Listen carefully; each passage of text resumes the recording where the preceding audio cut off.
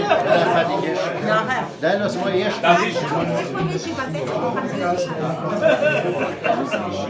Ich habe nicht gewusst, dass es so ist. Ich habe nicht gewusst, dass es so ist. Das sind doch drin.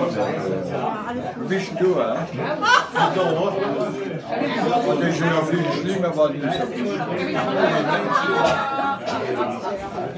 Allein.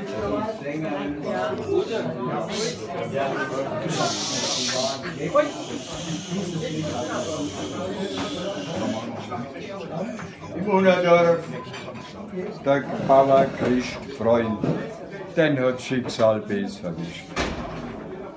Nicht egal, was er machen bei so einer Alten nicht so lang.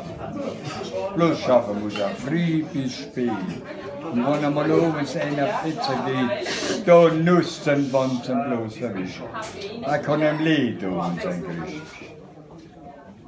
Bloß kracht daheim und Lärm und Streit. Und plötzlich ist es dann so weit. Nur sein guter Herrgott lenkt.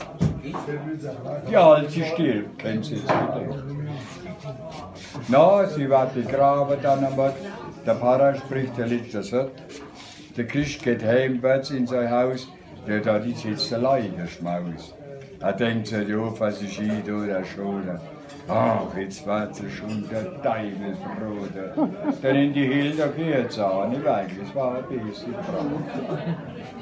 Da will der Christ, er fühlt sich frei, daheim wird zu der Haus der Neu. In dem Moment, wie das so geht, da sitzt der Wind da und der weht vom Fenster sind, der Blumentopf, da fliegt der Christ gerade auf den Kopf. Da steht der Jesus und schüttelt sich. Dann guckt er hoch, ganz eigentlich. Legt mich am Arsch, sagt er, wenn er ist, doch in den Himmel kommt.